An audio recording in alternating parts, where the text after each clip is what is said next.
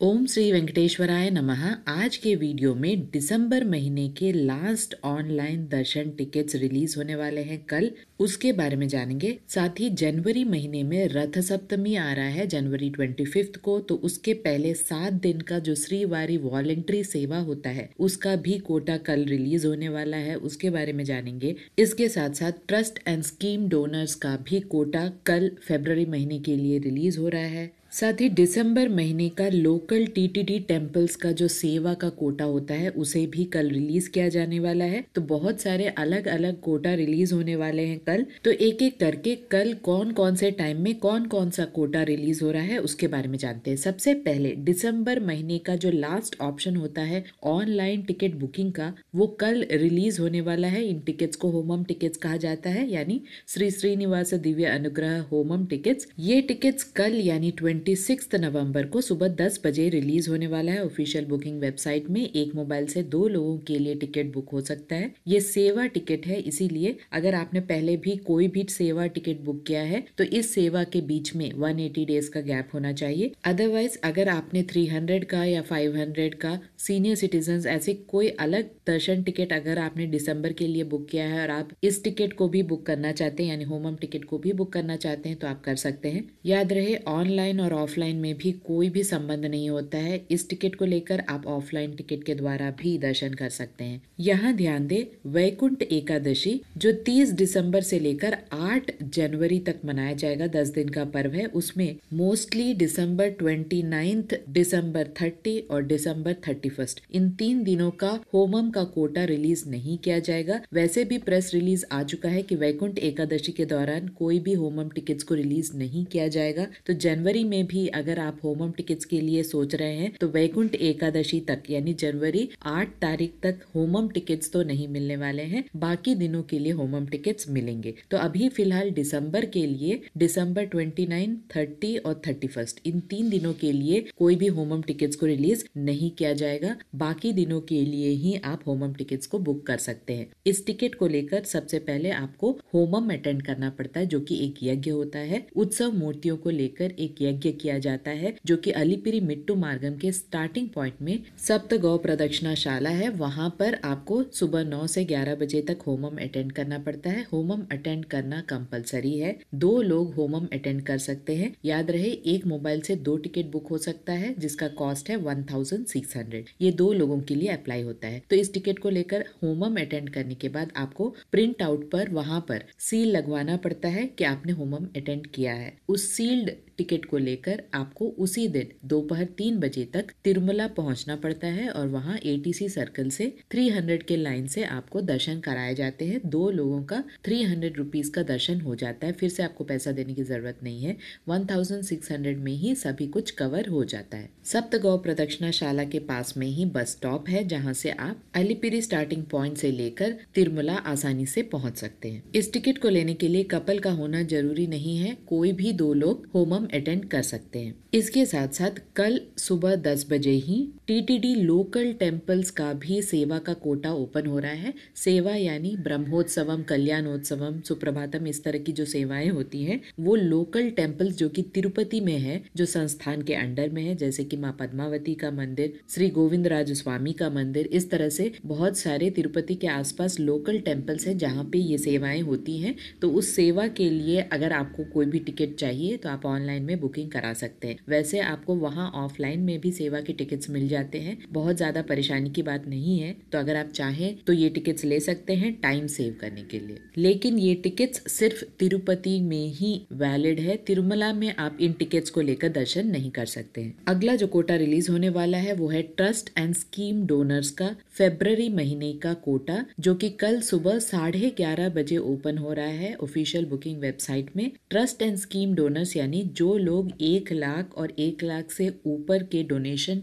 जिन्होंने दिया है उनके लिए जो दर्शन टिकट ओपन होता है वो कल सुबह 11:30 बजे ओपन होगा फरवरी महीने के लिए। 1 लाख एंड अबव डोनेशन से लाइफ टाइम आपको दर्शन प्राप्त होता है। उसकी पूरी जानकारी मैंने ऑलरेडी एक वीडियो में बताई है, उसका लिंक आपको डिस्क्रिप्शन बॉक्स में मिल जाएगा, एक बार जरूर चेक कीजिएगा। इसके साथ साथ जो लोग वॉलेंट्री सेवा करना चाहते हैं यानी बिना पैसे लिए तिरुमला और तिरुपति में जो कि संस्थान के मंदिर है वहां पर क्यू लाइंस को मैनेज करना, भक्तों को हेल्प करना, अन्न प्रसादम केंद्र में काम करना, इस तरह की बहुत सारी वॉलेंट्री सेवा होती है जहां बहुत सारे लोग दूर दूर से भारत के कोने कोने से लोग आते हैं और सेवा करते हैं। तो उनके लिए जनवरी महीने के टाइम पर यानी जब रथ सप्तमी के आसपास के दिन है उस समय का कोटा रिलीज हो रहा है। रथ सप्तमी जनवरी 25 तारीख को है और ये जो कोटा है ये जनवरी 22 से लेकर लगभग जनवरी 27 तक सेवा करने का जो कोटा होता है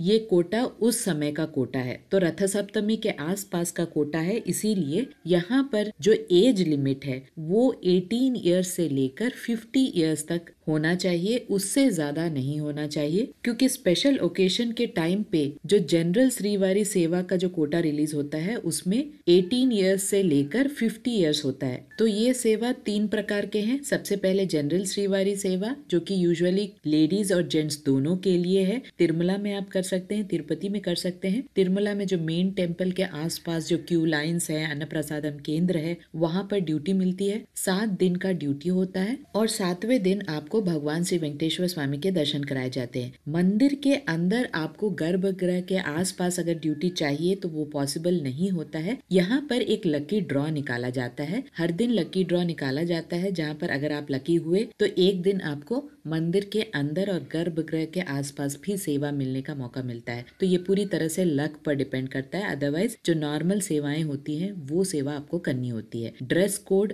सभी कुछ वेबसाइट में दिया हुआ है, एक बार थरोली पढ़ें। लेडीज के लिए और जेंट्स के लिए जो ड्रेस कोड है आपको खुद ही सिलाना होता है, टीटीडी नहीं देता है, और खाने पीने की भी व्यवस्था आपको खुद ही करनी है। बस रहने के लिए सेवा सदन 1 और सेवा सदन 2 है। सेवा सदन 1 में जेंट्स रह सकते हैं और सेवा सदन 2 लेडीज के लिए है। बहुत बड़ी बड़ी डॉर्मेट्रीज हैं जहाँ पर आप आराम से रह सकते हैं। 7 दिन का यहाँ पर आपको स्टे मिलता है। तिरुमला में अगर आपको ड्यूटी मिली है तो 7 दिन आपको वहां पर जो डॉर्मेट्रीज है यानी सेवा सदन है वहां पर आपको रहने का मौका मिलता है। तिरुपति का अगर आपने सेलेक्ट किया है तो 4 दिन आपको तिरुपति में ड्यूटी करना होता है। ये ड्यूटी या तो आपको माँ पद्मावती मंदिर में करना होता है या श्री गोविंदराज स्वामी मंदिर में करना होता है। इस तरह के जो भी टीटीडी के अंडर में मंदिर आते हैं आपको वहां पर सेवा देना होता है तिरुपति में, और मोस्टली विष्णु निवासम में आपको स्टे के लिए मौका मिलता है। तो लेडीज एंड जेंट्स दोनों यहाँ पर अप्लाई कर सकते हैं। देश के कोई भी कोने से हो आप अप्लाई कर सकते हैं, लेकिन आपका एज 18 से लेकर 50 साल के अंदर का ही होना चाहिए, क्योंकि ये पूरा टाइम रथ सप्तमी का टाइम होता है, बहुत ज्यादा रश होता है। तो सीनियर सिटीजन्स के लिए यहाँ पर सेवा करना मुश्किल हो जाता है, इसलिए एज को घटाया जाता है। दूसरा जो सेवा है वो नवनीत सेवा है। नवनीत सेवा में सिर्फ लेडीज ही अप्लाई कर सकती हैं। गौशाला जो कि तिरुमला में है वहां पर ड्यूटी पड़ती है मक्खन निकालने की, दूध निकालने की, भगवान श्री कृष्ण जी की पूजा करने की, रंगोली बनाने की, इस तरह की कुछ ड्यूटीज होती हैं जो सिर्फ लेडीज ही करती हैं। तो नवनीत सेवा में जो लेडीज का एज होना चाहिए वो 35 ईयर्स से लेकर 50 ईयर्स का होना चाहिए। कोई भी देश के कोने से हो आप अप्लाई कर सकते हैं। लेडीज के लिए रहने की बहुत ही अच्छी व्यवस्था है, बस आपको खाने पीने का ही खुद से आपको व्यवस्था करनी होती है। तिरुमला में अगर आप रह रहे हैं तो आपको अन्न प्रसादम केंद्र में सुबह से लेकर शाम तक यानी रात तक आपको पूरी तरह से फ्री ब्रेकफास्ट, लंच और डिनर तो वैसे भी मिलता है, इसलिए ज्यादा परेशानी की बात नहीं होती है। तो ये सभी सेवाएं दोपहर 3 बजे कल यानी 26 नवम्बर को दोपहर 3 बजे रिलीज होने वाली है। इसके साथ साथ जो आखिरी सेवा रिलीज होने वाला है वो है परकामनी सेवा। परकामनी सेवा में भगवान श्री वेंकटेश्वर स्वामी के मंदिर में जो हुंडी में पैसा आता है उसकी जो काउंटिंग प्रोसेस होती है उसे परकामनी सेवा कहा जाता है। बहुत ही स्ट्रिक्ट और स्ट्रिंजेंट रूल होता है और बहुत ही मेंटली और फिजिकली चैलेंज्ड सेवा है, क्योंकि आपको घंटों नीचे बैठकर ये सेवा करना होता है, कंटिन्यूस काउंटिंग करना होता है, बहुत ही स्क्रूटनी होती है। तो यहाँ पर बहुत ही स्ट्रिक्ट रूल्स एंड रेगुलेशंस को फॉलो किया जाता है। जो परकामनी एम्प्लॉयज के लिए ये सेवा है उनका जो क्राइटेरिया है उसमें जो एज ग्रुप है वो 25 ईयर्स एंड 65 ईयर्स के बीच में होना चाहिए एम्प्लॉयज का एज। और आप सेंट्रल या स्टेट गवर्नमेंट में काम किए हुए एम्प्लॉय होने चाहिए या रिटायर्ड एम्प्लॉय भी हो तो भी कोई बात नहीं है, लेकिन आप एक रेनाउंड सेंट्रल या स्टेट गवर्नमेंट या पीएसयूज में जो भी लोग काम आपने किया है उनको ही अलाउ किया जाता है। इसके साथ साथ कुछ स्पेसिफिक स्टेट्स के लोगों को ही सेलेक्ट किया जाता है। स्ट्रिक्टली वहाँ पे इंस्ट्रक्शंस लिखा हुआ है, जैसे आंध्र प्रदेश, तमिलनाडु, तेलंगाना, केरला, पौंडीचेरी और महाराष्ट्र, इन सभी स्टेट से ही एम्प्लॉयज को सेलेक्ट किया जाता है। एक दिन का सिलेक्शन प्रोसेस होता है। जब आपने ऑनलाइन में बुकिंग कराई है उसके बाद आपको वेट करना होता है। अगर आप सेलेक्ट होते हैं तभी आप ये सेवा कर सकते हैं। परकामनी सेवा में एक नॉर्मल परकामनी सेवा भी होता है जहाँ पर नॉर्मल लोग भी अप्लाई कर सकते हैं, लेकिन उनको कुछ मेजर सेवाएं नहीं दी जाती है। जो नॉर्मल वहाँ के आसपास में जो काम करना होता है वो सेवाएं दी जाती हैं। ये आपको वहाँ जाकर ही पता चलता है कि क्या स्पेसिफिक परकामनी सेवाएं होती हैं जो जनरल लोगों के लिए होती है। हम ये एज्यूम करते हैं कि हो सकता है वहाँ पर जो हॉल में लोगों को मैनेज करना, इस तरह की कुछ छोटी छोटी चीजें होती होंगी जहाँ पर आपको सेवा करने का मौका मिलता है। तो ये जो छोटा छोटा जो सेवा होता है वो शायद उतना स्क्रूटनी वाला सेवा नहीं है, लेकिन इसे परकामनी सेवा में ही रखा गया है। एज ग्रुप जो होता है यहाँ पर वो 25 ईयर्स से लेकर 60 ईयर्स के बीच वाले लोगों को सेलेक्ट किया जाता है। यहाँ पर minimum educational qualification 10th class का है,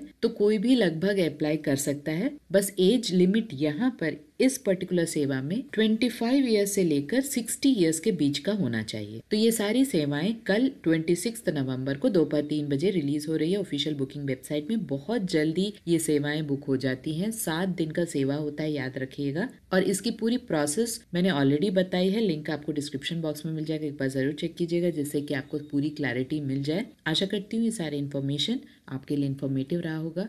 अगर आपको इन्फॉर्मेशन अच्छे लगे तो लाइक, शेयर एंड सब्सक्राइब जरूर कीजिएगा। ओम श्री वेंकटेश्वराय नमः।